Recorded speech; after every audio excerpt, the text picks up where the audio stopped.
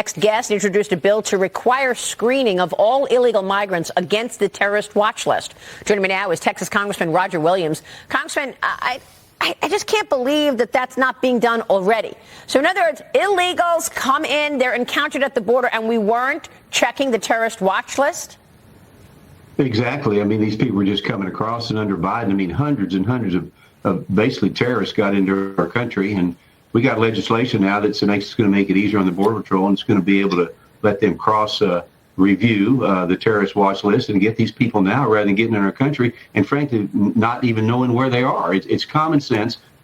But we didn't have much of that out of the Biden administration. That's what President Trump is fixing. That's unbelievable. Texas, of course, on the front lines of this border crisis for the last several years. Nearly 4 million migrant encounters recorded during Joe Biden's term. That takes a financial toll as well. And I know Governor Greg Abbott said that his state spent $11 billion to deal with this over that 4-year period. I know back in February, you introduced another bill requesting reimbursement for Texas over Operation Lone Star. What are you looking for? Well, we want our money back, and actually, we were asking for $11 billion. Texas needs more than that, but our Governor Abbott and Texas jumped up and did what the federal government should have been doing, defending our borders and help us build these walls. But Texas took the lead on it.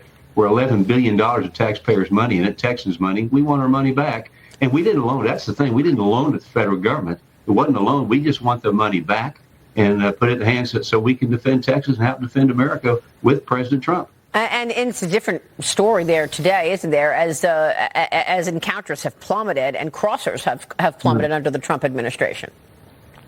No, the numbers are unbelievable when you compare the Biden to Trump. I mean, I can't recall the numbers now, but it's almost getting around 1,000, where it was 22,000 under Biden. So It's working. Stay in Mexico is working. Those kind of things. We just need to shore it up, make it legal, and tell people if you want to come to America, do it right. If not, don't come. Yeah, Tom Homan told me I think crossings are down 96% since the Biden years. I'm with Mahak Cook this morning. Go ahead, Mahak, jump in. Well, I want to get to your role as your small business administrator, Chairman. I really appreciate everything you've done to advance that. One of the most important issues I have is you've called out, just like we need rogue judicial activism out, you've called out these rogue administrators that are unelected, CPSC, Trumka. When you call these administrators out that are using their authority to hurt small businesses, what is your advice to small businesses after you have a finding like that? What can they do to get, for instance, I'm working with somebody now at the CPSC who has continued to push against a small business that continues to fight against unelected bureaucrats that aren't even going through due process rulemaking.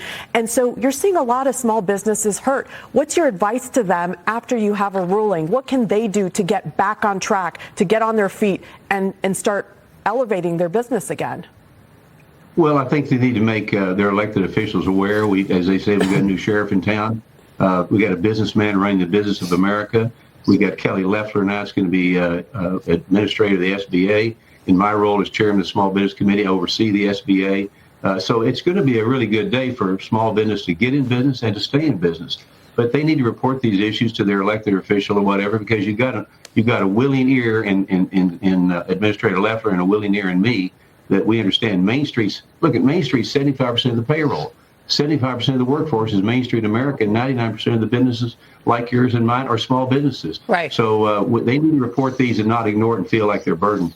And of course, those are the real job creators as well. You're also pushing the Small Business Administration to release the Biden-era data on reported swing state electioneering. Tell us about this. I know you wrote to Administrator Kelly Loeffler alleging voter registration activities and partisan implementation of an executive order under the Biden-Harris SBA. Congressman, what went down here? Well, what went down? I wrote a letter to Administrator Loeffler reminding her of the issues we have with the Biden administration. We had a whistleblower back in August, I think it was, let us know that the people in the SBA were being taken out of their offices. They were signing MOUs with this particular thing with the state of Michigan. They were registering voters. They were not in their office. They were not there to help small business get started, stay in business. They were actually electioneering, trying to register Democratic voters in Michigan. And we found that through a whistleblower. That's not even the purview, for heaven's sakes, of the SBA.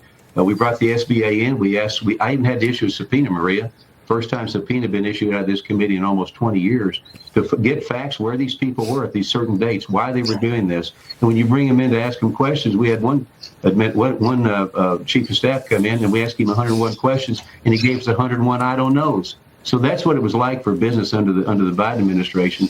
But I want Senator Leffler to know that we are requiring some things. We want to see travel records. We want to see where these people are, because it's not a purview of the SBA to electioneer. It's purview of the SBA to keep business on Main Street and growing the economy. Well, wasn't this a whole of government operation where Joe Biden had all of his agencies trying to get Democrats to come out and vote for him? We don't know really how that played out and what they were trying to do. But I think it was more than just the Small Business Administration. Oh, yeah.